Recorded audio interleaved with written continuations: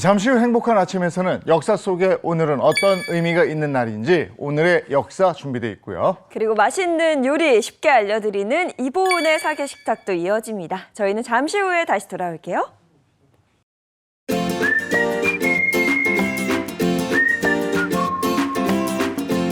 안녕하십니까. 행복한 아침 이재훈입니다. 안녕하세요. 정예인입니다. 오늘은 7월 11일 목요일이고요. 이보은의 사계식탁 그리고 오늘의 역사 이렇게 준비되어 있죠. 네, 오늘의 역사에서는 지금 이 시기 과거에는 어떤 일이 있었는지 역사 속으로 들어가 보겠고요. 이어지는 이보은의 사계식탁에서는 쫄깃하고 통통한 오징어 좋아하시는 분들 많으시죠? 제철 오징어 요리 2가지 준비했습니다. 자, 7월 11일 목요일 행복한 아침 본격적으로 시작합니다.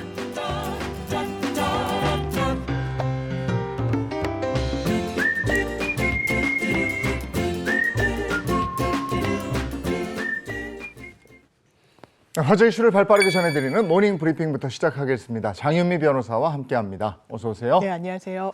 네, 첫 번째 이슈부터 전해주시죠. 네, 첫 번째 이슈입니다. 어제 새벽 전국에 굉장히 많은 비가 쏟아졌는데요. 특히 전북과 충남, 경북 지역의 피해가 굉장히 컸습니다.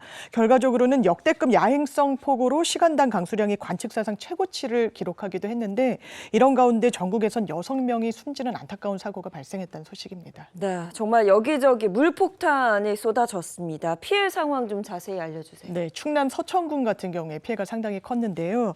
일단 새벽 2시쯤에 1시간 동안 무려 내린 비가 111.5mm 폭우였습니다. 역대급이라는 말이 좀 과하지 않은 정도인데요. 이뿐만 아니라 지역 곳곳에서도 100mm가 넘는 시간당 그야말로 물폭탄이 쏟아지기도 했습니다. 그리고 안타까운 사연도 이어졌는데 충남 논산 같은 경우에도 비가 상당히 많이 왔습니다. 새벽 시간대 한 3시쯤에 한 남성이 엘리베이터에 갇혀서 살려주세요라고 소리를 질렀다고 합니다. 그 소리를 듣고 인근 주민들이 결국 119 구조대를 부르기는 했지만 침수 상황이 너무 심각해서요. 일단 이 남성은 수시간 뒤에 이제 시신으로 발견되는 안타까운 일이 발생했고요. 또 충남 서천군에서는 산사태로 주택이 무너지면서 70대 남성이 사망하는 사고가 발생했습니다. 또 충북 옥천군에서도 한 70대 남성이 승용차를 몰고 나가다가 하천에 추락해 사망하는 전복 사고가 발생했는데 특히 새벽 시간대 노인분들이 본인이 짓고 있는 논, 밭 좀 점검을 하러 나갔다가 좀 사망하는 안타까운 일이 이어졌습니다. 한밤에 갑자기 많은 비가 내리면서 가까스로 구조되고 이런 분들도 있다면서요? 예, 다행스러운 소식도 이어졌습니다. 일단 전북 완주군 같은 경우에는요. 운주면에서 주민 18명이 고립이 됐습니다. 다행히 이 전원이 집 옥상 등 높은 곳에 올라가 있다가 구조대로부터 구조가 됐고요. 대전에서도 서구 용촌동 마을 전체가 물에 잠겨서 무려 주택 27채가 침수됐습니다. 그렇지만 다행히 주민 36명이 고립됐다가 구조가 됐습니다. 또 농경지 도로 침수, 제방 유실로 교통사고 피해, 교통피해도 속출을 했는데요. 특히 김해공항 같은 경우에는 강한 바람으로 인해 항공편 21편이 결항을 했고 16편은 지연 운행이 되는 일이 있었습니다. 장마 때마다 폭우가 쏟아질 때마다 자꾸 이런 피해가 생기는데 이건 막지 못하나 안타까움이 있습니다. 다음 이슈 전해주시죠. 네, 두 번째 이슈입니다. 지금 전기차가 상당히 많이 늘어나고 있는데요. 전기차를 사용할 때 가장 큰 비용이 바로 그 배터리입니다. 그런데 앞으로는 중고 배터리를 교체하거나 새 차에 중고 배터리를 넣을 수 있다라는 소식입니다. 전기차 배터리를 교체할 때 그 비용 때문에 부담스러워하시는 분들 많았는데요. 중고 배터리를 교체할 수 있다. 이거 희소식입니다. 그렇습니다. 폐 배터리를 활용하는 방안을 정부가 대책으로 내놓은 겁니다. 일단 폐 배터리를 사용할 수 있기 위해서는 아무래도 안전 점검이 필수적이기 때문에요. 2027년도부터 이 안전 점검을 의무화하겠다는 겁니다. 일단 국토교통부 장관이 안정성, 각종 정비, 검사, 리콜 이력을 확인해서 모든 폐 배터리를 사용할 수 있게 하는 것이 아니라 가장 높은 상등급 받은 배터리에 한해서 이 부분을 배터리 교체로 쓰거나 아니면 새 차에 넣을 수 있도록 하겠다는 건데요. 일단 전기차를 사시는 분들 입장에서는 전기차의 가격의 절반이 사실 배터리이기 때문에 이 부분에 대한 비용 절감 효과가 좀 예상되고 있습니다. 근데 상등급 평가를 받지 못한 배터리는 그럼 어떻게 되는 겁니까? 이게 기본적으로 이제 폐배터리를 재활용하겠다는 정책에 좀 방점이 찍혀 있다 보니까 중등급, 그러니까 상등급에는 미치지 못하지만 그래도 사용 가능한 등급 평가를 받게 되면요. 에너지 저장 장치 등 기타 배터리 용품에 다시 활용할 수 있도록 규정을 바꿨고요. 하등급 같은 경우에는 뭐 자동차에 넣거나 교체로 할 수는 없지만 그 배터리에서 리튬 등 배터리 원료를 추출해서 사용 가능하도록 규정을 바꿨습니다. 이 성능 평가가 의무화되면 전기차 소유주가 폐차할 때도 유리해진다고요. 그렇습니다. 성능 평가가 도입이 되기 때문에 내 차에 현재 탑재된 배터리 가격이 과연 상중하 중에 어느 정도나 되냐에 따라서 그 가격을 그 폐차를 하는 분들한테 매겨서 줄 수가 있기 때문에 긍정적인 반응이 나오고 있습니다. 지금은 전기차를 폐차할 때는요, 뭐 그 안에 탑재된 배터리의 성능까지는 검사하고 있지 않아서 일괄적으로 처리되고 있는 실정입니다. 전기차는 다 신차 같은데 네. 세월이 또 전기차도 폐차가 되는 그러네요. 세월이 되는군요. 오. 배터리 이렇게 다시 사용하면 그 교체 부담도 줄고 환경도 보호되고 그 뭐 여러 가지로 장점이 있습니다. 네. 다음 이슈 전해 주시죠. 예, 저도 어제 배달앱을 사용해서 음식을 시켜 먹었는데요. 두 분도 많이 사용하시죠? 네. 그럼요. 네. 요즘 사용하시지 않는 분들이 거의 없으실 정도일 텐데요. 일단 배달앱 시장에서 1위 업체가 바로 배달의 민족입니다. 이 업체가 다음 달부터 배달 중개 수수료를 무려 9.8% 올리기로 했다라고 해서 지금 자영업자들의 좀 비판이 나오고 있는 상황입니다. 네. 그러다가 전반적인 그 배달 음식 가격이 인상되는 게 아닌지 그것도 좀 걱정입니다. 그렇습니다. 네. 자세한 소식 전해주세요. 배달의 민족 운영사가 우아한 형제들이란 기업인데요. 일단 어제 요금제 개편안을 이제 발표를 했습니다. 일단 다음 달부터 이 식당 주인은 배달 요금 부담하는 것과는 또 별개로 배달의 민족의 주문 중개 이용료 음식값의 9.8%를 내야 하는데요. 이 9.8%는 부가세가 빠진 겁니다. 그러니까 9.8%의 부가세까지 더하면 10%가 넘는 그런 수수료를 지급해야 되는 상황이 된 겁니다. 수수료를 이렇게 인상하고 이러면 외식 업주들의 반발이 커질 텐데요. 그렇습니다. 사실 고객 입장에서도요, 배달앱을 여러 개 깔고 있다고 하더라도 한 가지만 주로 사용하시는 분들이 많다라고 하는데 그렇다면 배달의 민족이 1위 업체니까 이 앱을 통해 가지고 주문하시는 분들이 많습니다. 울며 겨자 먹기 식으로 지금 자영업자분들도 이 앱을 이용해서 배달을 하고 있는 건데요. 일단 가장 크게 우려하는 건 이거 수수료가 높아지면 나중에는 결과적으로 이 소비자들에게 비용이 전가되는 거 아니냐 이런 우려가 나오기 때문에 플랫폼을 쓰지 않으려는 움직임까지 나올 수 있다 이런 우려가 나오고 있고요. 또 자영업자 입장에서는 식당을 운영하는 데 있어서 이미 원자료 그리고 재료값이 너무 올라서 한 절반 정도로 이제 이익이 많이 남지 않게 되는 상황인데 수수료까지 이렇게 올라가게 되면 결과적으로는 식당 주인 입장에서도 고객들한테 비용을 전가할 수밖에 없다 이런 불만의 소리들이 나오고 있습니다. 주문할 때 편리성 뭐 이런 부분 얘기하지만 아무래도 배달 가격이 올라가고 이러면 네. 소비자에게도 부담이고 업주에게도 부담이고 다 부담이죠. 네. 자, 다음 이슈 전해 주십시오. 네, 이번엔 훈훈한 소식입니다. 대학교의 구내식당에서 한 남성이 쓰러졌는데 학생들이 아주 기민한 대처를 해서 이 남성을 구했다는 그런 좋은 소식입니다. 정말 마음 따뜻하게 하는 소식입니다. 빨리 듣고 싶은데요. 네, 지난 5일 오전 11시 30분쯤에요. 중앙대 교내식당에서 50대 남성이 배식을 하다가 바로 몸이 경직된 듯한 반응을 보이면서 무릎을 꿇더니 바로 쓰러졌습니다. 식판을 들고 그대로 뒤로 쓰러지는 굉장한 위험한 상황이었던 건데요. 그렇죠. 그러자 학생이 뛰어옵니다. 이 학생 바로 구호를 하기 위해 뛰어온 이 약학대학 5학년 재학생 송기철 씨입니다. 그냥 바로 어떤 망설임도 보이지 않고 곧바로 심폐소생술을 시작하고요. 또 다른 남학생 손목을 잡고 맥박 확인하고요. 또 5분간 이 학생들이 번갈아 가면서 가슴을 압박하기도 했습니다. 그리고 나머지 동기 같은 경우에는요. 이 상황 속에서 119에 신속하게 신고를 했는데요.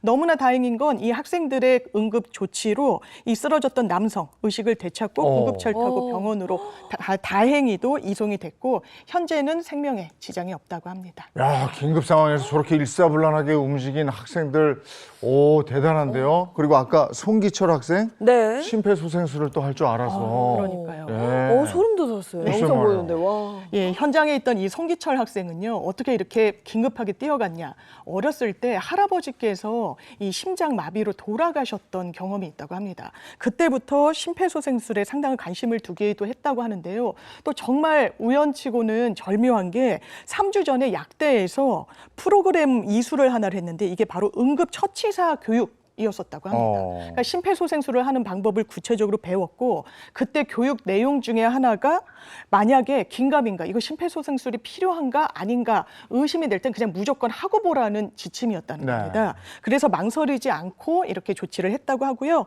약학도로서 공부를 하고 있기 때문에 미래에 도움이 필요한 분들께도 실질적 도움이 되는 약사로 성장하겠다고 또 밝혀서 훈훈함을 더했습니다. 야, 저 중앙대라고 그랬어요? 네. 저 상 주셔야 되겠네요. 그러니까요. 예, 오늘 여기까지 하겠습니다. 장현미 변호사와 함께했습니다. 고맙습니다. 네, 고맙습니다.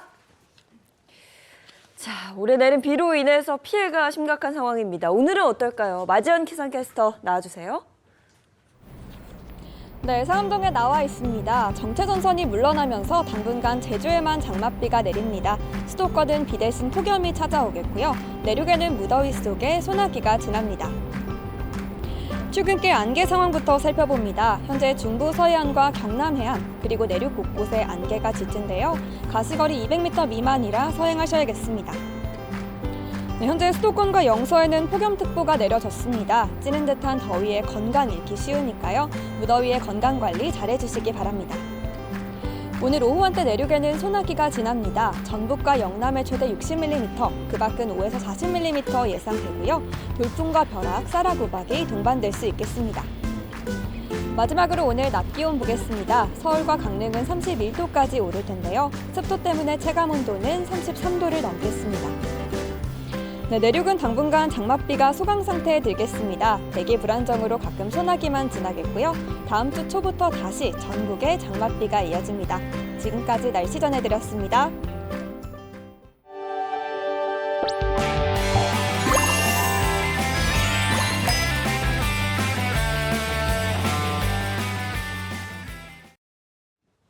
네, 행복한 아침 함께하고 계신 지금 시각이 7시 42분 넘어서 3분으로 가고 있습니다. 자, 역사 속에 오늘은 어떤 의미가 있는지 오늘의 역사 시작할 텐데요. 개그맨 정철규 씨 어서 오세요.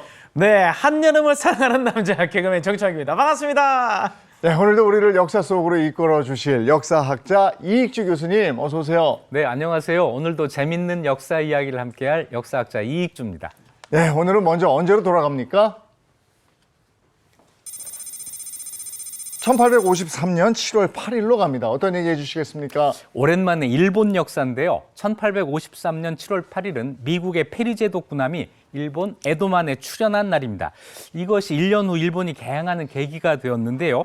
협박성이 다분한 강제 개항이었지만 이후 서양에서 많은 것을 받아들인 일본이 개항을 하게 되는, 근대화하게 되는 출발점이 됐습니다. 네, 19세기 중반 서양이 일본과 한국의 문을 두드리죠. 네. 일본은 문을 열었고 한국은 문을 닫았습니다. 네. 그래서 운명이 또 바뀌는 계기가 되죠. 네, 맞습니다. 일본은 어떻게 개항을 선택하게 된 건지 일본 바다에 미국 군함이 등장한 그때로 좀 돌아가 볼까요? 네, 1853년 7월 8일 오후 5시경 미국의 매튜 페리 제독이 3,500톤급 함선을 거느리고 일본 에도만에 도착합니다. 이 배를 타르로 전체를 색칠을 했기 때문에 검정색이 났어요. 그래서 흑선이라고 일본에서 부르게 됩니다. 이 두 척의 증기선이 또 포함이 돼 있어 있는데요. 증기선을 본 일본 사람들이 발칵 뒤집혀요. 페리 제독의 군함을 보고 충격을 받아서 흑룡, 검은 용이라고까지 생각을 했다고 합니다. 이 흑룡들 미국 배는 1852년 미국의 통상 사절단을 태우고 미국 동부의 노폭항을 출발해서 대서양을 건너서 아프리카 남단의 케이프타운 거쳐서 인도양 거쳐서 중국 해안 거쳐서 220여일 만에 일본에 도착한 배였는데요. 이때 페리 제독은 일본과 수호 조약 체결을 원하는 미국 밀러드 필모 대통령의 친서를 가지고 있었습니다. 군함과 대포를 앞세운 미국의 놀란 일본은 마지못해 이 친서를 받았고요. 페리 제독은 1년 후에 다시 올 테니 결정하라. I'll be back. 이 말을 하고 9일 뒤에 일본을 떠났습니다. 예. 네, 이때 미국이 일본한테 원한 게 뭐였나요? 당연 일본의 개항이었죠. 자기네 배가 마음 놓고 일본 항구를 이용할 수 있게 해달라는 거였습니다. 그 목적이 두 가지가 있었는데요. 그 당시 미국은 중국과의 무역에 관심이 많았는데 일본이 중국으로 가는 길목에 있었기 때문에 일본 항구가 필요했던 거죠. 또 하나는 고래 기름 때문에 그랬어요. 그 당시 일본은 유전이 발견되기 전까지 고래 기름으로 등불을 밝혀왔는데 미국의 포경선들이 일본 해안에 도달하는 일이 있었고 그래서 일본의 항구가 필요했던 거죠. 미국이 개항을 하자고 다녀간 뒤에 일본 내 반응은 어땠습니까? 당연히 쇄국 정책을 계속 해야 된다는 사람들이 많았습니다. 하지만 미국의 그 힘에 압도돼서 개항을 해야 된다는 사람도 많이 생겨서 논쟁이 벌어지는데 쇄국 정책의 연장으로 서양 오랑캐를 배척하자. 우리의 그 쇄국론 같은 양이론이 있었고 또 한편에서는 도저히 싸워서 이길 수 없으니 항구를 열어야 한다는 개국론이 또 맞서게 됩니다. 페리 제독이 약속한 대로 1854년 2월 오히려 약속보다 5개월 앞당겨서 다시 일본을 찾는데 이때는 함선도 8척으로 늘어나 있었습니다. 이후 여러 차례 미국과 일본 사이에 협상이 진행이 돼서 결국 1854년 3월 미일 화친 조약을 체결하는데 이 조약에 따라서 일본은 2개 항구를 개항하고 시모다항에는 미국 영사관이 세워지기까지 합니다. 그 밖에도 일본은 미국에 대해서 최혜국 대우를 약속을 하는데 이게 말이 조약이지 일방적인 굴복이었어요. 1858년에는 미일 수호 통상조약까지 맺었는데 치외법권을 인정하고 관세 자주권까지 뺏긴 불평등 조약이었습니다. 이렇게 당한 이것을 일본이 그대로 조선에 써먹게 되는 거죠. 그런데 이렇게 미국하고 조약을 맺는다고 해도 이런 게 이제 조약을 맺고 나면 꼭 반대파들이 생기거든요. 그러며 개항 또는 미국과의 통상조약이 일본 사무라이들의 분노에 기름을 부었어요. 사무라이들이 천황을 받들고 외국을 물리친다는 뜻의 존왕 양이를 외치면서 무력 행사에 나섭니다. 젊은 이토 히로부미도 이들 중 한 사람이었어요. 사무라이들은 천황이 있는 교토로 모여들었고 막부 정부가 있었던 에도가 더 이상 정치 중심지가 아니게 됩니다. 외국인들을 살해하고 외국 선방을 공격하고 존왕양이에 반대하는 일본 측 인사들에게도 테러를 가했습니다. 하지만 미국, 영국, 네덜란드 등의 연합함대의 공격에 사무라이들의 이 활동은 실패로 끝나게 되고 존왕양이파는 서양과 무력 대결을 하면 결국 안 된다 이런 결론을 얻게 되죠. 그러니까 일본에서도 상당한 갈등이 있었고 그 안에서 점점 이제 정리가 되어가는 그런 과정이었겠네요. 네, 그래서 1868년에 일본의 메이지 유신 시대가 열리면서 막부 시대에서 왕정 시대로 바뀌게 됩니다. 개혁파들은 변화를 이끌었고 메이지 왕은 상투를 잘랐어요. 이때부터 미국과 일본의 교역이 증가했고 1871년엔 49명의 장차관급 정부 요인들로 신사유람단이라는 것을 구성해서 1년 10개월 동안 서양과 유럽과 미국을 순방하면서 서양 문화를 배우게 되죠. 서양에서 모든 것을 배운 일본은 자본주의 경제체제를 갖추면서 경제 발전을 이룩했고 제국주의까지 함께 받아들여서 청일전쟁, 러일전쟁에서 승리하고 침략국가로 거듭나게 됩니다. 우리가 항상 조맘때의 역사를 생각할 때 우리나라도 일본처럼 좀 일찍 문을 열었다면 서양 물물을 받아들였다면 어땠을까 하는 생각을 하거든요. 그 얘기 많이 하죠. 네, 결과를 알고 있는 우리는 늘 그런 아쉬움을 가지고 있죠. 일본에서 이렇게 급격한 변화 발전이 이루어지고 있을 때 조선은 쇄국 정책을 펼치면서 문호를 닫고 서양과 통상을 거부하고 있었습니다. 서양인들을 오랑캐, 짐승 취급했고 수교나 통상은 생각하지도 않았죠. 만일 이때 조선의 지배층이 현실을 생각하고 개방을 발전의 계기로 생각을 했더라면 그렇게 받아들였더라면 역사가 많이 달라질 수 있을 것이다라는 이런 생각을 하게 되는 거죠. 자, 오늘도 마찬가지입니다. 급변하는 세계 정세를 바라보는 눈이 얼마나 중요한지 다시 한번 생각해 봐야 되겠습니다. 그러네요. 자, 이제 다음 역사로 가보겠습니다. 1967년 7월 8일로 갑니다. 어떤 얘기 해주시겠습니까? 네, 1967년 7월 8일은 한국중앙정보부에서 동백림 사건을 발표한 날입니다. 백림은 독일의 베를린을 한자로 쓴 거죠. 동베를린의 간첩 사건이라는 이야기인데 이날 중앙정보부가 당시 동독의 수도인 동베를린을 거점으로 194명이 동베를린 주재 북한 대사관을 왕래하면서 간첩 혐의를 활동을 했다고 한 혐의를 발표를 했습니다. 놀라운 건 간첩 용의자로 지목된 사람들이 서울대, 연세대의 저명한 교수들과 의사, 작곡가 윤희상 씨, 화백 이응로 씨, 씨, 시인 천상병 씨까지 당대 엘리트들이었다는 점이었습니다. 정말 대한민국을 떠들썩하게 했던 동백님 사건. 거기에 지금 말씀하셨지만 문화계, 뭐 학계의 셀럽들 이름이 막 오르내려서 저 사람들이 간첩이라고 이런 의구심도 갖게 됐어요. 네, 당시 엄청난 충격적인 사건이라고 들었는데 이 충격적인 사건은 어떻게 처음 시작되게 됐을까요? 네, 이 사건은 국내 해결 철학의 대가 임석진 교수의 밀고에서 시작이 됐는데요. 이분이 1958년부터 독일에 유학을 했는데 독일 유학 중에 북한 대사관과 교류했고 한인 유학생들을 북한 대사관에 소개까지 합니다.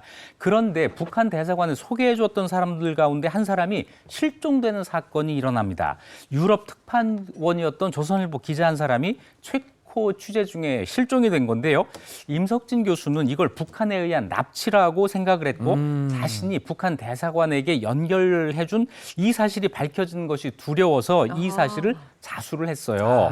북한 대사관과 접촉한 학생들 명단까지 이때 같이 넘겼는데 그 대가로 자신의 안위는 보장을 받았습니다.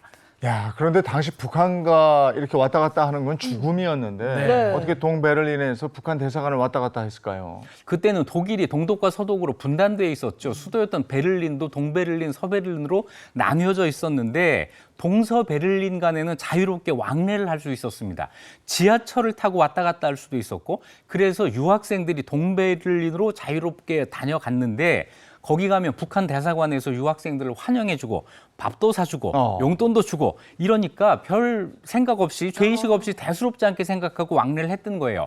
또 이런 예도 있습니다. 이응로 화백은 6.25 전쟁 때 죽은 줄 알았던 아들에게서 편지가 왔고 이 아들을 만나려고 동베를린 북한 대사관에 갔다고 합니다. 이것 때문에 나중에 간첩으로 몰리고 체포를 당하게 된 거죠. 네. 그러니까 이화백도 가족의 행방을 찾기 위해서 갔던 거고 유학생들도 이게 잘못된 줄 모르고 그냥 잘해주니까 갔다 이거거든요. 그러니까 간첩 행위가 없었는데 이걸 간첩으로 봐야 될까요?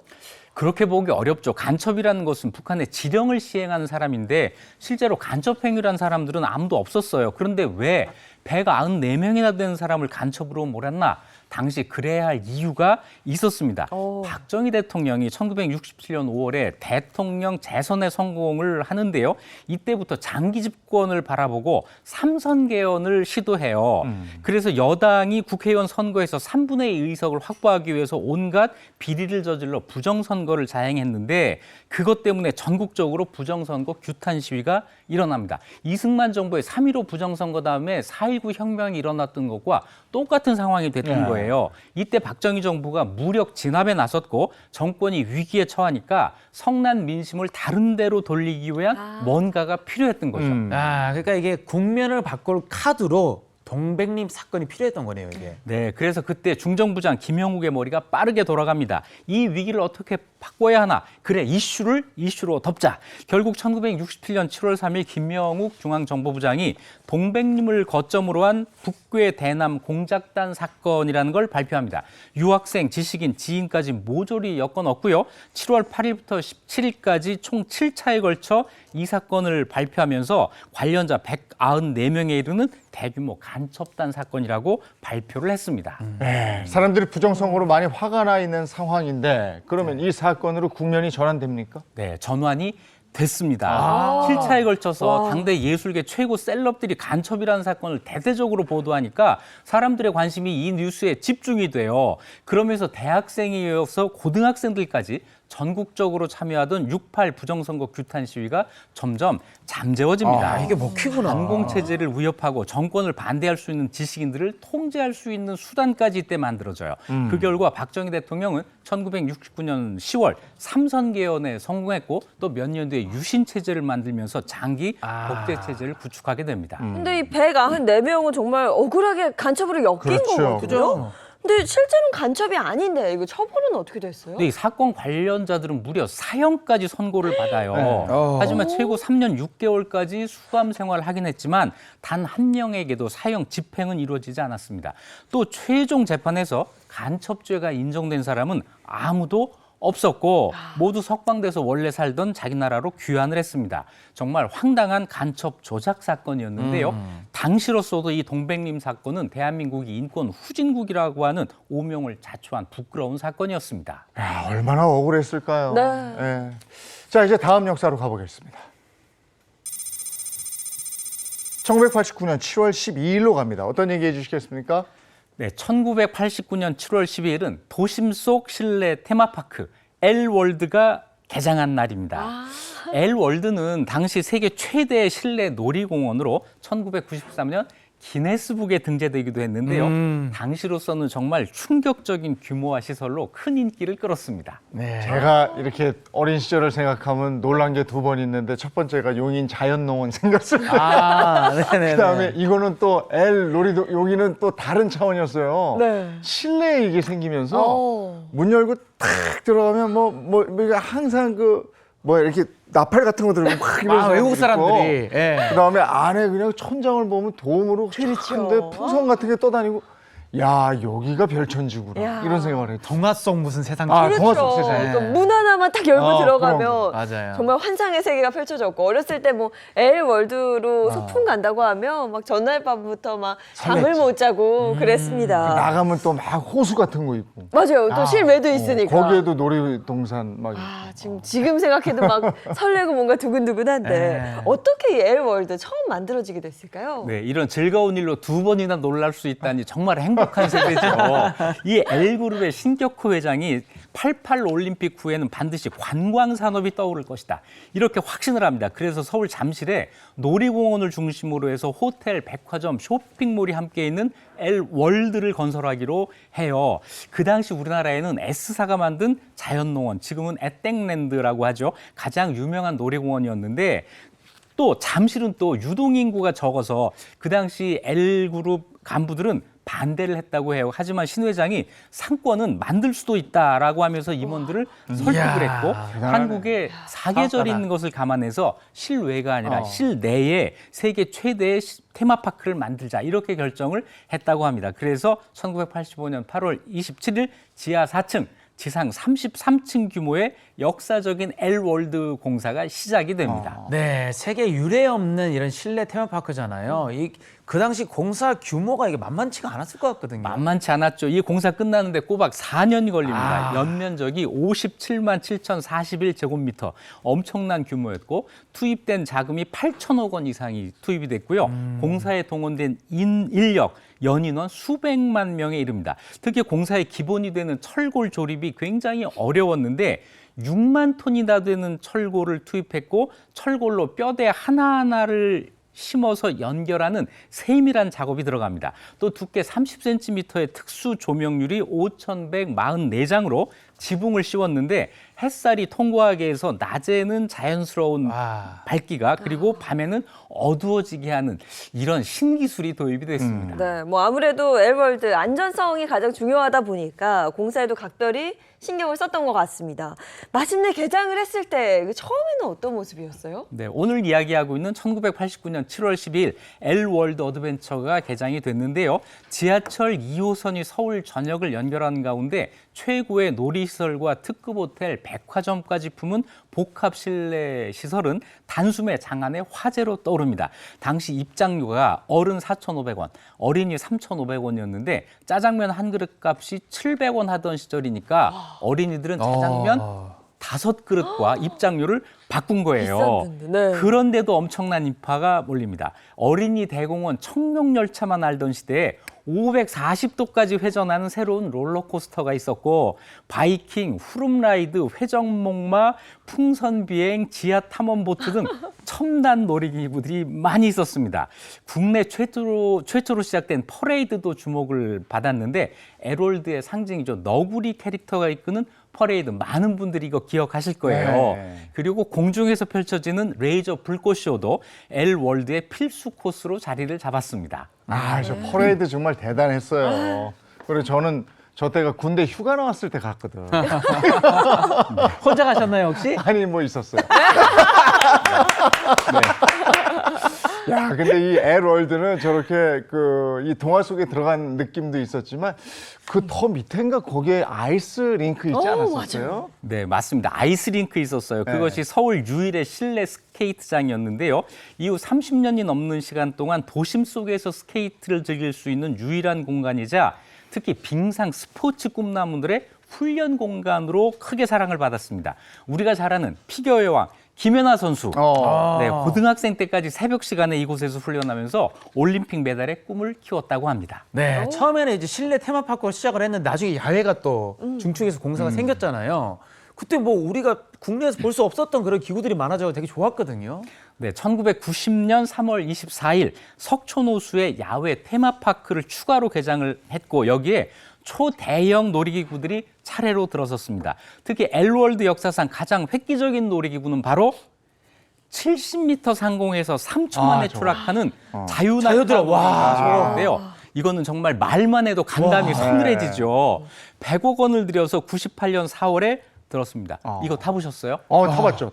정말요? 네. 저는 못 타요. 이게 앞으로도 못 타요. 항상 타오면은 딱 올라가면 후에 괜히 탔다 해서 딱 올라가서 딱 돌다가 1초, 올라가서 돌아. 2초, 그때가 아주 그냥. 3초 딱 하고 빵 떨어지는데 오 진짜 막 오. 순간이에요, 그냥 순간. 놀이기구들은 다 더 오래 타려고 하는데 이거는 아니에요. 짜릿한 한 방으로 승부를 보는 거고 확 내려왔을 때 또 타시겠어요? 그러면 다들 안 타요 하는 맞아. 이런 놀이기구였어요. 공간 제약이 많은 엘월드의 최적화된 놀이기구라고도 할 수가 있죠. 석촌호수와 인근 아파트 단지가 까마득해 보이는 고공에서 갑자기 아래로 떨어지는 떨어지는, 이 놀이기구는 순식간에 입소문을 타면서 큰 인기를 그렇습니다. 자, 오늘은 그 시절 세계 최대 규모의 실내 테마파크 엘월드의 추억을 떠올려보는 시간을 가져봤습니다. 아이고 이제는 어지러워서 놀이기구는 못 하겠지만 그래도 한 번 더 가보고 싶네요. 다음 역사로 가보겠습니다. 2005년 7월 14일로 갑니다. 어떤 얘기 해주시겠습니까? 한국 축구에 사랑받는 선수들이 많은데 그중에서도 타부나마 이 선수 아닐까 하는데요. 박지성 선수, 2005년 7월 14일은 한국 축구의 영원한 캡틴 박지성 선수가 영국 프리미어리그의 맨체스터 유나이티드에 입단한 날입니다. 소름. 이것이 대한민국 최초의 영국 프리미어리그 진출이었는데요. 박지성 선수는 특유의 강한 체력을 앞세워서 세계 초특급 축구 스타들과 어깨를 나란히 하며 그라운드를 누볐고요. 특히 그 헌신적인 플레이가 세계 팬들의 많은 사랑을 받았습니다.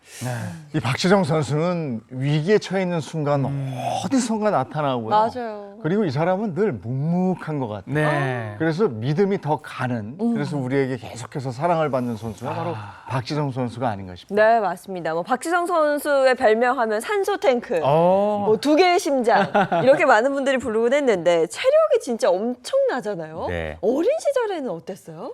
박지성 선수 초등학교 4학년 때부터 축구를 시작을 했고 6학년 때 전국대회 준우승을 하면서 차범근 축구상 장려상을 받았을 정도로 실력을 인정받아요. 하지만 체격이 왜소하고 또 키가 작고 평발까지 있어서 신체 조건이 좋지가 않았다고 합니다. 훗날 박지성 선수는 자서전에서 난 그렇게 보잘것없는 나의 조건을 정신력 하나로 버텼다라고 회고를 했습니다. 체격 문제는 성인 무대를 앞두고도 문제가 됐고 고등학교를 졸업했지만 대학이나 K리그에서 받아주는 곳이 없었어요. 우여곡절 끝에 자기를 원하는 명지대에 입학을 했습니다. 어린 시절부터 꾸준히 단거리 왕복 달리기를 연습해서 이때부터 이미 강한 체력, 강철 체력을 자랑을 할 수 있었어요. 네, 어릴 때부터 어마어마하게 노력하던 선수였는데요. 워낙에 기본기도 탄탄하고 체력이 좋다 보니까 결국에는 나중에 이 기회가 오죠. 네, 1999년 1월 허정무 감독이 이끌던 시드니 올림픽 팀과 명지대 친선 경기가 있었는데 이 경기에서 허정무 감독이 박지성 선수의 기술, 수비, 체력, 기본기를 높이 평가했고 결국 무명이었던 박지성 선수가 18살 나이에 태극마크를 달고 시드니 올림픽에 출전을 하게 됐습니다. 자, 그 올림픽에서 우리는 예선에서 탈락을 했지만 박지성 선수의 성장세는 눈부셨고 이후 꾸준하게 국가대표팀에 발탁되면서 주가를 계속 높여갔습니다. 박지성 선수 첫 번째 귀인을 만난 게 허정무 감독이었고요. 네. 이제 결정적인 귀인을 만나죠. 히딩크 감독, 뗄래야 뗄 수 없는. 네, 그렇습니다. 박지성 선수 2001년 1월 울산 전지훈련에서 평생의 은인 거스 히딩크 감독을 만납니다. 박지성 선수는 자서전에서 히딩크 감독과의 만남을 이렇게 표현했는데요. 사람의 인생에는 인생을 바꿀 기회가 3번 온다고 하는데 히딩크 감독과의 만남이 그런 것이 아니었을까. 그만큼 박지성 선수에게 히딩크 감독과의 만남은 인생을 바꾼 기적 같은 일이었어요. 당시 히딩크 감독은 2002 월드컵을 앞두고 박지성을 포함해 30명 정도의 선수들을 테스트했는데 특히 박지성 선수의 정신력을 높이 평가했습니다. 결국 히딩크 감독은 박지성 선수를 2002 월드컵 국가대표 선수로 발탁을 했습니다. 2002 월드컵에서 뭐 박지성 선수의 활약은 말해 뭐합니까? 맞아요. 대단했습니다. 뭐 여길 봐도 박지성, 잠깐 돌려 여기도 박지성. 정말 지치지 않는 체력으로 그라운드를 누비면서 활약을 보여줬는데 그 히딩크 감독 이야기 나오니까 그 폴짝 뛰어 안기는 그 장면도 갑자기 문득 생각나기도 하고 정말 2002 월드컵은 박지성이었다. 뭐 이렇게 말해도 될 정도로 대단했습니다. 네, 2002 월드컵 얘기는 생각만 해도 웃음이 나오고 얘기만 해도 가슴이 뜨거워지죠. 네. 그 중심에 21살의 박지성 선수가 있었습니다. 박지성 선수 월드컵 4강 신화를 이루는 전 경기에 출전을 했고요. 특히 예선 3차전 포르투갈전에서는 그거였죠. 환상적인 결승골을 터뜨렸어요. 이영표 선수가 띄워준 공을 가슴으로 트래핑하고 오른손으로 컨트롤한 다음에 왼발로 차 넣었는데 골키퍼 가랑이 사이로 들어가서 맞아. 1대0 기가 한국이 막혔죠. 이겼죠. 이때 포르투갈이 우리한테 졌잖아요. 근데 포르투갈이 그때 얼마나 대단한 팀이었냐면 요즘 유로 2024 때문에 잠 못 이루는 축구 팬들 많으실 많죠, 텐데 네. 유로 2000년에서 포르투갈이 4강에 올랐고 유로 2004에서는 포르투갈이 준우승을 했어요. 포르투갈 축구의 전성기였는데 그 포르투갈을 박지성 선수의 이 한 골로 침몰시켜서 그때 16강에 못 오르는 이런 일이 이변이 벌어졌었습니다. 자, 경기장이 떠날 듯한 함성을 지르는 관중들을 뒤로 하면서 박지성은 검지를 펴서 자기 입술에 갖다 대요. 조용히 하세요. 이런 뜻이죠. 그리고 어디로 달려가냐면 히딩크 감독의 품으로 달려가는 그렇지. 겁니다. 맞아, 맞아. 감격의 아, 포옹을 잊을 수 나누는 없어요. 두 사람의 모습 지금까지도 많은 사람의 기억에 남아있죠. 네, 이때 뭐 그 장면과 함께 박지성 선수의 신드롬은 정말 대단했습니다. 이걸 바로 분위기를 타서 유럽 진출을 하죠. 네, 그 분위기 타서 유럽으로 갑니다. 월드컵이 끝나고 박지성 선수는 히딩크 감독을 따라서 네덜란드의 명문 PSV 에인토반에 입단하면서 유럽 진출의 꿈을 이룹니다. 하지만 처음부터 쉽지는 않았어요. 월드컵 이후에 소속팀과 대표팀을 오가면서 무리한 출전을 했고 결국 부상까지 당하면서 재기량을 발휘하지 못합니다. 그래서 처음 2시즌은 홈팬들의 야유가 너무 심해서 히딩크 감독이 박지성을 배려해 원정 경기에만 투입했을 정도였다고 합니다. 하지만 이탈리아 원정 경기에서 부활의 신호탄을 올렸고 그 뒤로 야유가 조금씩 환호로 바뀌고 결국에는 위송 파르크라고 하는 박지성 응원가가 경기장에 울려 퍼졌어요. 철규 씨, 이 노래 기억하세요? 야, 이거는 진짜 가슴이 웅장해지는 건데요. 한국에서 온 득점기계 박지성인데요. 대코리아세 돌파 머신어 위송 파레 위송 파레 떼레떼레떼떼 이거예요. 이걸 기억하네요. 소름 돋아요. 이거. 아니 근데 처음에는 그 적응하기 힘들고 낯선 곳에서 야유까지 받았을 때는 얼마나 마음이 흔들렸겠어요. 근데 이곳까지 나오고 막 이야. 열광하고 박지성 선수도 얼마나 좋고 흥분됐겠습니까. 그래서 결국 최초로 영국 프리미어 리그에 진출을 하잖아요. 네, 영국 프리미어 리그는 스페인의 라리가, 독일의 분데스리가, 이탈리아 세리에 A, 프랑스 리그 앙과 함께 전 세계 축구 선수들이 모두 뛰고 싶어하는 꿈의 무대입니다. 네덜란드에서 실력을 인정받은 박지성 선수는 퍼거슨 감독의 러브콜을 받고 맨체스터 유나이티드에 입단을 하는데요. 이적료가 400만 파운드, 당시 가치로 우리 돈 73억 원 정도였습니다. 한국 선수로서는 처음으로 잉글랜드 프리미엄 리그에 입성해서 후배들의 유럽 진출길을 열어줬기 때문에 지금도 축구 팬들은 박지성을 해외 축구의 아버지, 해버지라고 그죠. 부르기도 해버지. 합니다. 그 당시 맨유에는 라이언 긱스, 웨인 루니, 크리스티아노, 호날두 등 세계 최고의 선수들이 뛰고 있었고 인류 클럽이었는데요. 24살의 박지성 선수는 이 선수들 사이에서 지치지 않고 그라운드를 누비면서 자신의 가치를 증명해냈습니다. 특히 이타적인 플레이로 팀을 위해 헌신했던 숨은 영웅으로 기억되고 있는데요. 산소 탱크, 2개의 심장, 3개의 폐를 가진 선수라는 찬사가 쏟아졌습니다. 2005년부터 2012년까지 7년 동안 맨유에서 뛰면서 205경기 27골을 기록했는데요. 박지성 선수는 스트라이커가 아니기 때문에 골수로 그 활약도를 측정하는 것은 맞지 않고 중원 공격수로 경기의 흐름을 리드하는 것이 주요 임무인데 이 부분에서 정말 탁월했습니다. 우승 경험도 많았는데 EPL 우승 4회, 챔피언스 리그 우승 1회, 리그컵 우승 3회 등 총 13개의 트로피 우승 어마어마하네요, 트로피를 진짜. 품에 안았습니다. 네, 박지성 선수가 저 대단한 선수들 사이에서 뛰는 게 정말 멋있었고 정말 자랑스러웠습니다. 네. 근데 모든 선수들이 그렇듯 박지성 선수도 결국 은퇴를 했죠. 네, 전성기를 지내고 2012년에 퀸스파크 레인저스로 이적했고 다시 에인토반으로 임대되어서 뛰다가 2014년에 은퇴를 했습니다. 그해 비유럽권 선수 최초로 맨체스터 유나이티드 홍보대사로 임명이 됐는데요. 맨유 구단은 박지성 선수가 떠났어도 팀을 위해 헌신했던 그를 기억하면서 이 홍보대사로 임명을 한 거죠.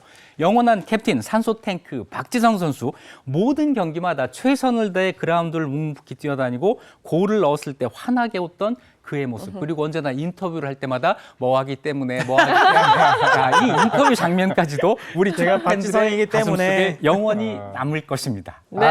그 멋진 플레이 정말 고맙습니다, 박지성 네. 선수. 우리에게 역사 이야기 들려주신 이익주 선생님 고맙습니다. 고맙습니다. 고맙습니다.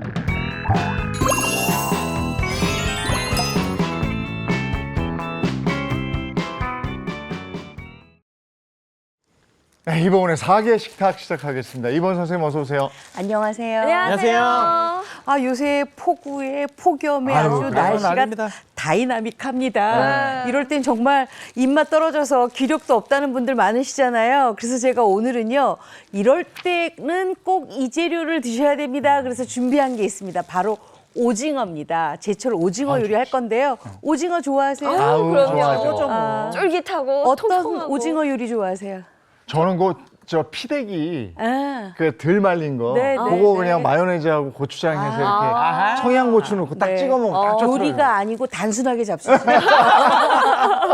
아, 제가 이 오징어 요리를 조금 하려고 준비하다 보니까 연예인분들이 오징어 요리 엄청 좋아하시더라고요. 며칠 전에는 이효리 씨가 어머님이 해주시는 옛날에 먹었던 그 오징어 찌개 먹으면서 옛날 생각하면서 정말 눈물을 글썽글썽하고요.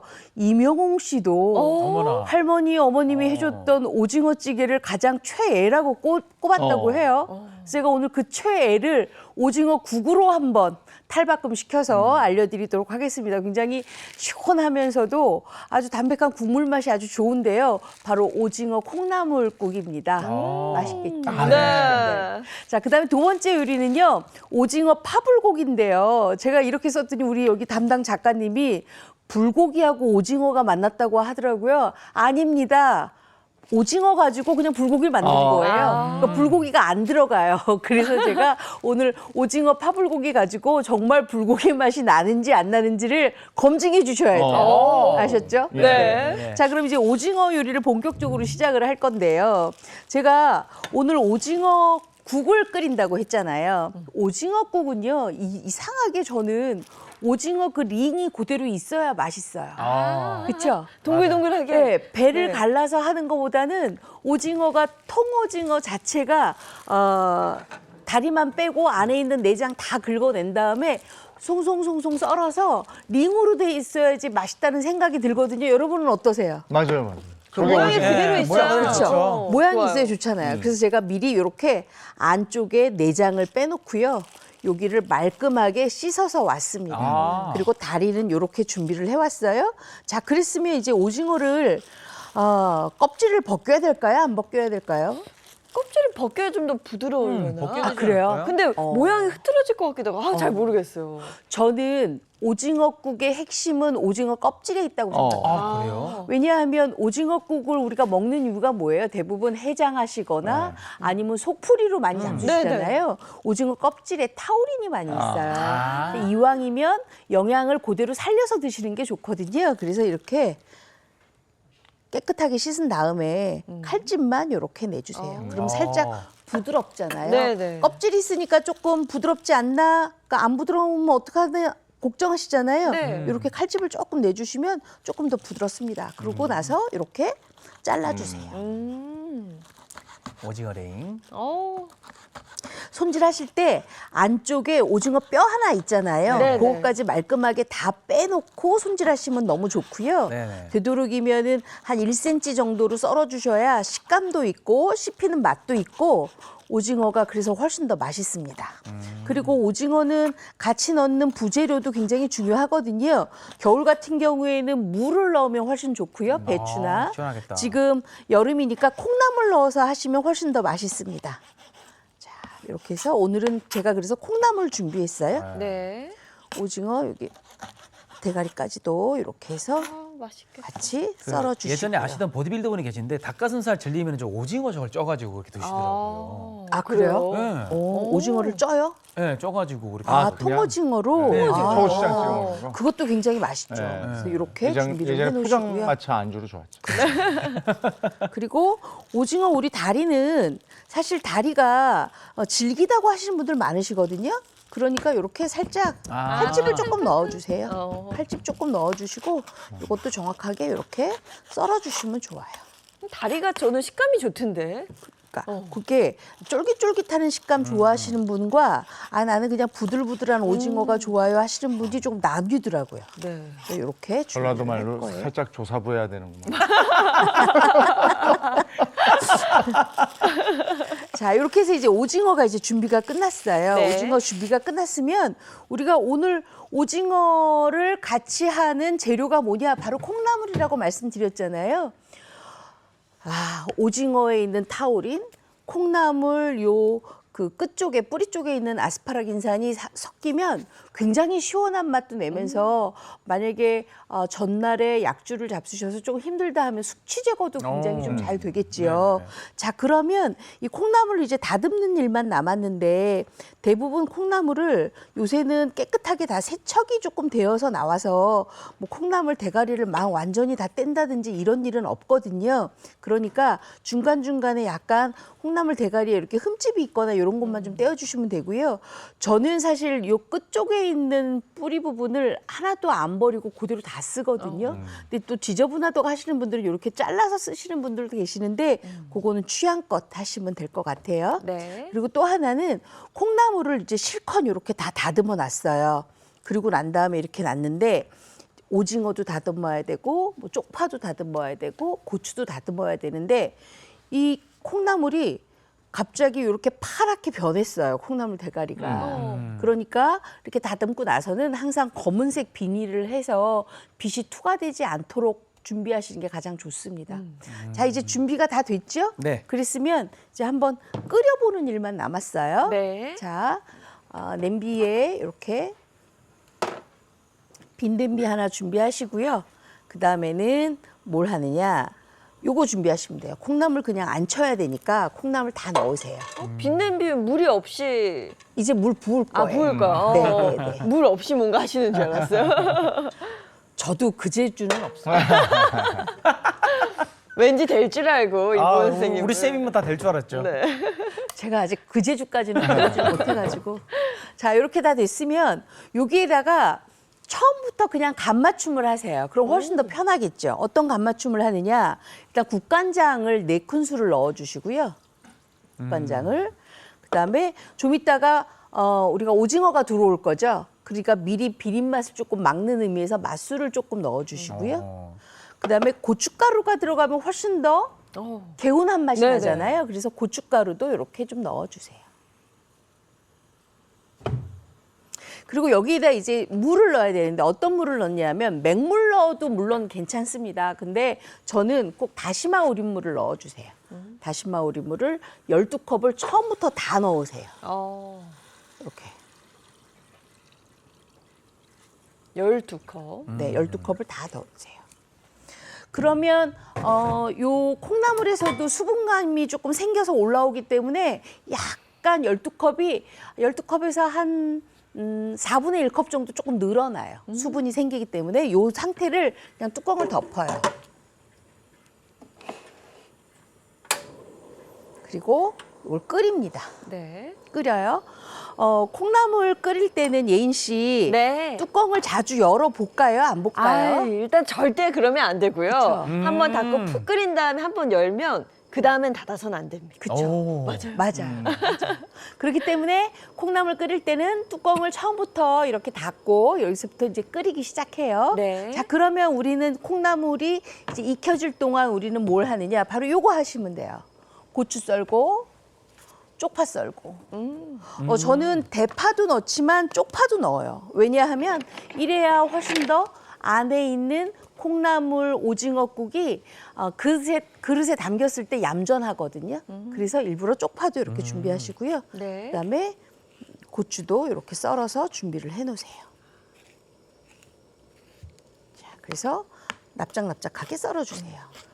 제가 고추 써는 이유는 아시죠? 색감? 네, 색감도 있지만 지금 그렇게 고추를 썬다는 거는 국물이 아직 안 끓었다는 증거예요. 시간을 벌기 위해서. 아니, 제가 얼마 전에 그 횟집 앞을 지나가는데 그 문 앞에 엄청 크게 오징어 없어요라고 사장님께서 네. 붙여놓으셨더라고요. 요즘 이렇게 뭐 산오징어나 오징어 찾는 분들이 많아서. 그래서 저도 요거 냉동 설이니까. 오징어 네. 갖고 준비를 했어요.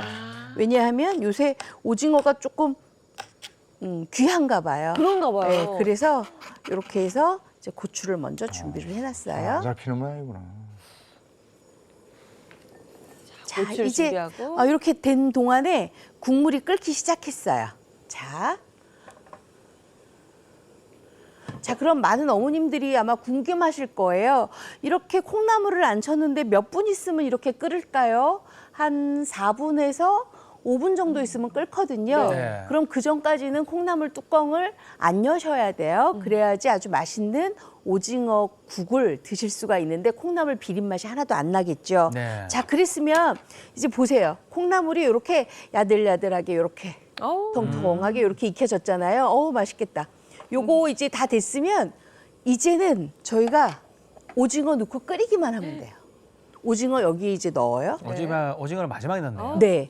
왜냐하면 오징어를 처음부터 넣잖아요. 아까 예인 씨가 그랬잖아요. 저는 오징어 너무 질길까 봐요. 그랬잖아요. 네네. 너무 오래 끓이면 오징어가 질겨져요. 맞아요. 그래서 살짝만 끓여야 되는데 이렇게 이제 오징어를 투하를 했으면 여기에다가 다진 마늘 넣고요. 다진 마늘하고. 이제부터 양념을 해요. 아까 다른 양념은 저희가 벌써 다 했고요. 네. 다진 마늘 넣고요. 그다음에 아까 제가 고추 송송송송 썰어놨잖아요. 네. 그것도 넣어주시고요. 맛있겠다. 와. 그리고 떠 있는 저 고추가 쪽파도 송송송송 썰었잖아요. 네. 그것도 넣어주세요. 자, 일단은 국간장으로 아까 4큰술 간은 맞췄어요. 네네. 그랬으면 이제 다 끓었으면 우리가 뭘로 간을 맞추느냐? 바로 소금. 소금으로 맞추는데 천일염을 볶아서 아주 곱게 빻은 고운 소금으로 맞추셔야 돼요. 네. 왜냐하면 천일염 알갱이가 들어가면 녹는 데까지 시간이 걸리고요. 자칫 간수를 잘 빼지 않으면 천일염을 넣어서 맛이 있어야 되는데 간수를 안 뺐기 때문에 쓴맛이 올라올 수가 있거든요. 그래서 이렇게 고운 소금으로 준비를 하시면 되는데 얼마나 넣느냐? 제가 요거를 또 스튜디오에서 많이 여기 나오기 전까지 해봤잖아요. 네. 한 큰술 반까지 넣으시면 되는데 나는 조금 슴슴하게 먹는 게 좋아요. 그러니까 약하게 간 맞추는 게 좋아요 하시면 한 큰술만 넣으시고요. 나는 그래도 뭐 오징어국이니까 약간 짭짤해야 좋아요 하시면 한 큰술 반까지 기호대로 넣으시면 돼요. 자, 저는 슴슴하게 먹는 게 좋아요. 네. 그래서 한 큰술만 넣을 거예요.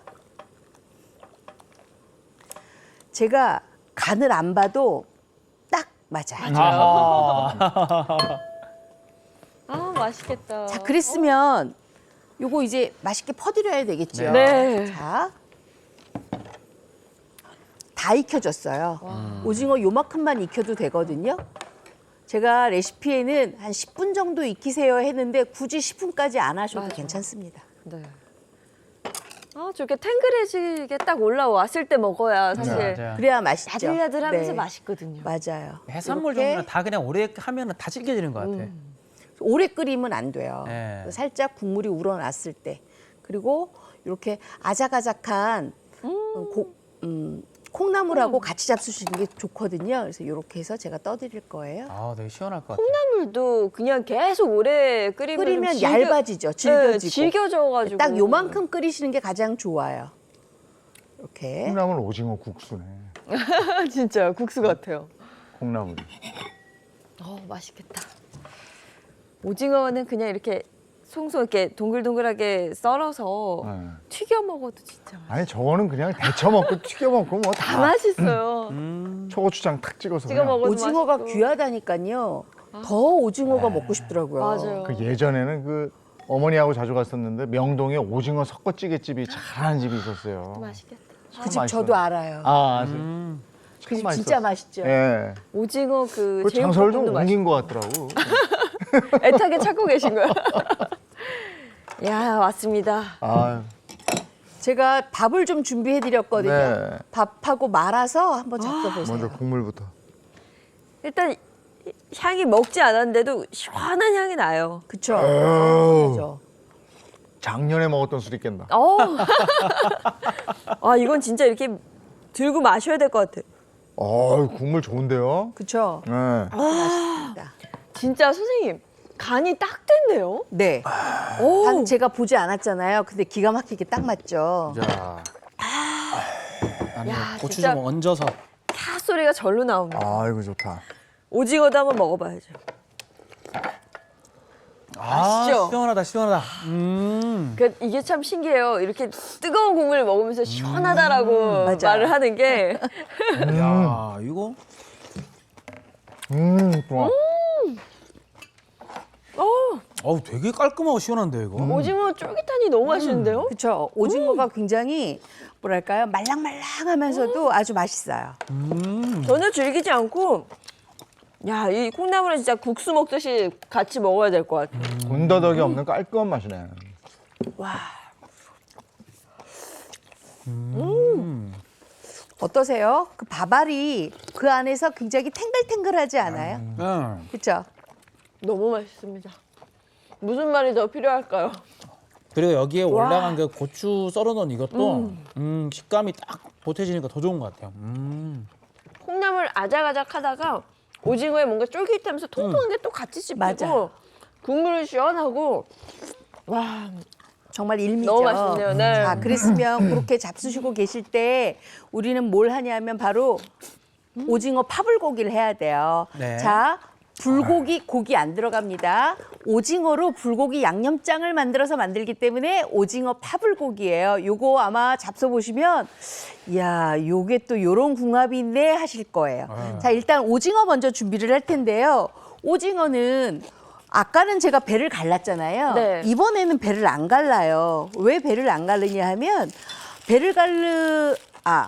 아까는 배를 안 갈랐잖아요. 그쵸, 통으로 이번에는 썼죠. 배를 갈라요. 아. 제가 헷갈렸어요. 배를 가릅니다. 왜냐하면 이게 지금 훨씬 더 야들야들하게 먹기 위해서 배를 갈르는데 배를 갈라서 안쪽에 있는 그 내장을 다 제거하고 뼈마디도 제거를 하고 난 다음에 오징어를 칼집을 좀 내어주세요. 아, 칼집을 안에다가 내어주는, 내주네요. 그쵸? 칼집을 내어주는데 이렇게 반 갈라서 아예 확실히 갈라서 네, 갈라서 이렇게 내어주시면 돼요. 사선으로 내셔도 되고요. 아니면은 가로 썰기 하셔도 괜찮습니다. 가로 썰기는 제가 저쪽 한쪽 가지고 다시 보여드릴게요. 자, 이렇게 칼집만 다 넣어주세요. 그리고 찍, 찍, 찍, 찍 하고 이렇게 썰어요. 이렇게 썰면 요 모양은 뭐냐면 우리 중국집에 가면 짬뽕 시키시죠? 네. 그 모양이 굉장히 예쁘잖아요. 네네네. 딱 그 모양이에요. 자, 요렇게 요것도 이렇게 썰어주세요. 이렇게 하면 뭔가 이렇게 꽃처럼 그쵸, 꽃처럼 익으면서 피어나죠. 펴지잖아요. 네. 자, 모양도 이렇게 예쁘고. 썰어놓고 그다음에 다리는 아까 제가 다리도 말씀드렸는데 다리도 이렇게 칼집을 좀 넣어주시고 네. 아무래도 긴 촉수는 이렇게 해놓고 긴 거 좋아하시죠? 좋아하죠. 그렇죠. 긴 거. 이렇게 해서 2개씩 쫙 찧어서 이렇게 해주시면 돼요. 네. 아, 이거는 좀 길게 써네요. 네. 이게 또 먹는 맛이 있어요. 요게. 아, 이렇게 해서 넣어주시고요. 약간 한 5, 6cm 정도 썰었잖아요. 네. 그리고 제가 요거 하나 또 반 개 남겨놨잖아요. 반 개 네. 남겨놓는 건 어떻게 하냐면 이렇게 하시면 돼요. 요거는 이렇게 칼집을 또 넣고. 네, 이렇게 넣고 대각선으로 비슷하게 비스듬하게 해가지고 넣고. 그다음에 흔하게 이제 어머님들 잘 하시는 거 한쪽 더 넣고 이렇게. 아. 아, 이거 좀 많이 넣었네요. 그렇죠. 요거는 완전히 꽃처럼 돌아가죠. 네. 그렇죠? 이렇게 넣어주세요. 그렇게 해서 이렇게 해서 요것도 썰어주시면 돼요, 그냥. 자, 이렇게 썰어주세요. 모양도 예쁘고 네. 또 맛도 부드럽고. 나게. 네. 이제 익으면서 꽃 피는 것처럼 잘 되니까. 네. 그리고 이제 오징어가 너무 잘 자라게 돼 있으면 볶음하면서 조금 맛이 없어요. 그래서 맞아요. 이렇게까지 썰어주시고요. 그 다음에는 이제 우리가 뭘 할 거냐면 오징어하고 양배추하고 굉장히 궁합이 잘 맞는 거 아세요? 그래요? 오징어를 연육을 시켜주는 게 양배추의 단맛이에요. 그렇기 때문에 제가 오늘 이 양배추를 좀 썰어서 준비를 할 거예요. 네. 지금 제 양옆에 이제 두 남자분들께서 네. 정말 이걸 먹느라고 정신이 없습니다. 그 이게- 정도로 맛있죠. 이게 정말 신기한 게 아, 이거 딱 내 스타일이야. 술을 안 먹은 지가 지금 5개월이 넘었는데 네. 그 5개월 전에 먹은 술이 지금 깨고 있습니다. 그 정도로 이 그 정도로 느낌이 너무 시원한 시원해요. 맛이죠. 네. 맞아요. 자, 이렇게 해서 양배추는 그냥 이렇게 썰어주시면 돼요. 그러니까 얇게. 너무 두껍게 하시면 오징어 익는 시간에 얘가 또 다 안 익을 수 있으니까 얇게 이렇게 썰어주시고요.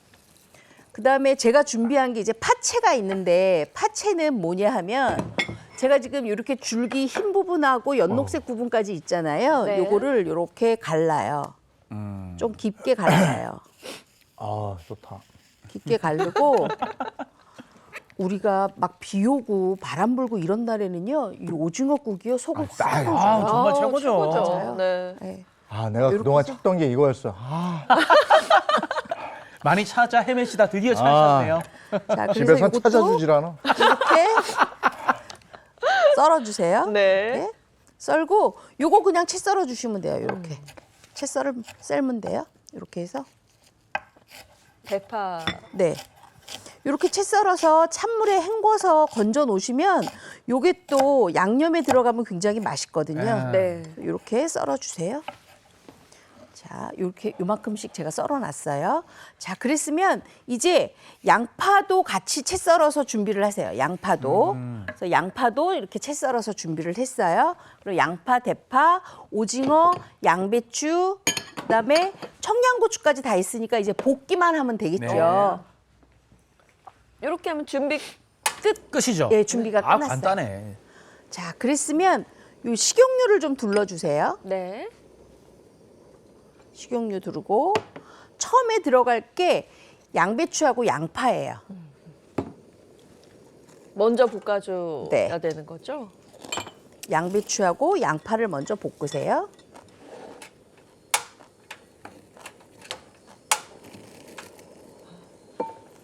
같이 볶아주세요. 네.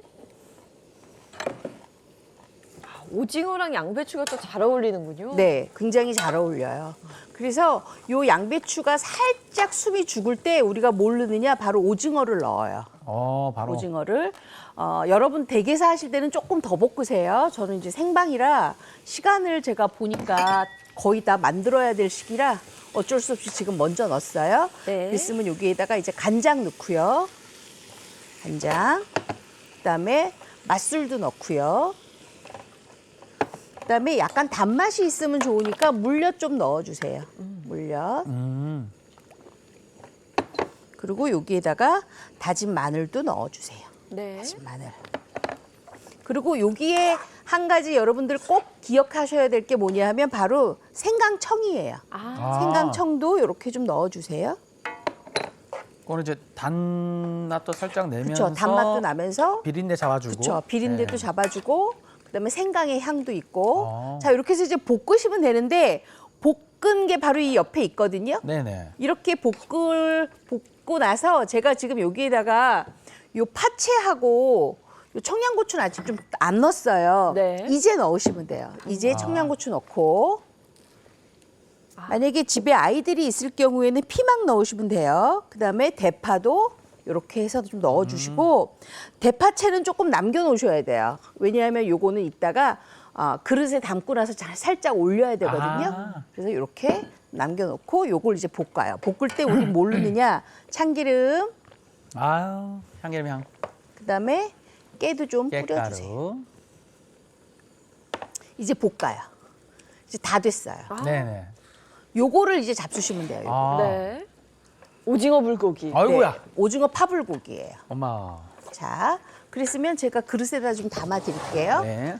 자, 근데 요거를 지금 가져가시면 안 돼요. 왜냐하면 네네. 파를 더 올려야 돼요. 네, 대파를 조금 더 올려야 돼서 이렇게 양배추하고 같이 잡수시니까 훨씬 더 맛있거든요. 네네. 이렇게 놓고 이렇게 양배추랑 오징어랑 같이 이렇게 해서 잡수세요. 네. 야, 이 오징어 요리는 진짜 집에 가서 한번 해봐야겠네요. 네. 국도 그렇고. 이거는 굉장히 만들기도 쉬울 뿐만 아니라 제가 지금 조리하는데 굉장히 오래 걸리지가 않았잖아요. 네네. 그러니까 만들기가 엄청 쉬워요. 자, 이렇게 다 됐으면 여기에다가 아까 준비한 요 파 있죠? 네. 파를 살짝만 올리세요. 이렇게. 더. 어머, 오징어 꽃이 피었어요. 네. 익으면서. 더 이렇게 좀 올려주시고요. 그다음에 여기 깨를 제가 조금 남겨놨는데 깨를 넣었군요. 이렇게 빨갛게 아, 네. 이쁘다. 모양만 좀 내주시고요. 자, 이렇게 해서 이제 완성됐어요. 아, 그래요? 요걸 이제 잡수시면 되는데 어머나. 여기에다가 면을 볶아서 같이 드셔도 괜찮고요. 면만 삶은 다음에 아니면 밥이랑 같이 버무려서 비빔밥으로 잡수셔도 아주 좋습니다. 네. 한 입만 딱 먹고 오늘 마무리 해야 될 것 같은데요. 와, 이게 여기 지금 채소가 많이 들어가 있어서 야, 이거 잘 어울린다. 그렇죠? 오징어하고 파하고 간장 불고기 양념장이 아주 잘 어울려요. 이게 파가 너무 잘 어울려요. 네, 맞아요. 다음 주는 뭐 해주시죠? 다음 주에는요, 우리가 호박잎인데요. 어머님들 호박잎 그러면 쌈만 싸서 드셨잖아요. 새로운 메뉴 2가지로 재탄생합니다. 기대 많이 주셔도 좋습니다. 네, 기대하겠습니다. 오늘은 여기서 인사드릴게요. 네. 네, 쌤 고맙습니다. 고맙습니다. 네, 오늘 날씨 이어서 보겠습니다. 마지연 기상캐스터 나와주세요. 네, 상암동에 나와 있습니다. 정체전선이 남쪽으로 이동했습니다. 내륙은 장맛비가 주춤하겠고요. 당분간 제주에만 비가 오겠습니다. 출근길 안개 상황 보겠습니다. 현재 중부 서해안과 경남 해안 그리고 내륙 곳곳에 안개가 짙은데요. 가스거리 200m 미만이라 서행하셔야겠습니다. 네, 수도권은 비 대신 폭염이 찾아왔습니다. 날이 습해서 찜통 더위가 예상되니까요. 통풍이 잘 되는 헐렁한 옷 입는 게 좋겠습니다. 오후 한때 내륙에는 소나기가 지납니다. 시간당 20mm로 강하게 오는 곳도 있겠고요. 강원과 경북에는 쌀아구박도 동반되겠습니다. 마지막으로 오늘 낮 기온입니다. 서울과 강릉 31도까지 오를 텐데요. 습도 때문에 체감온도는 33도를 넘겠습니다. 네, 내륙은 당분간 장맛비가 소강 상태를 보입니다. 대기 불안정으로 가끔 소나기만 지나겠고요. 다음 주 초부터 다시 전국에 장맛비가 시작됩니다. 날씨였습니다.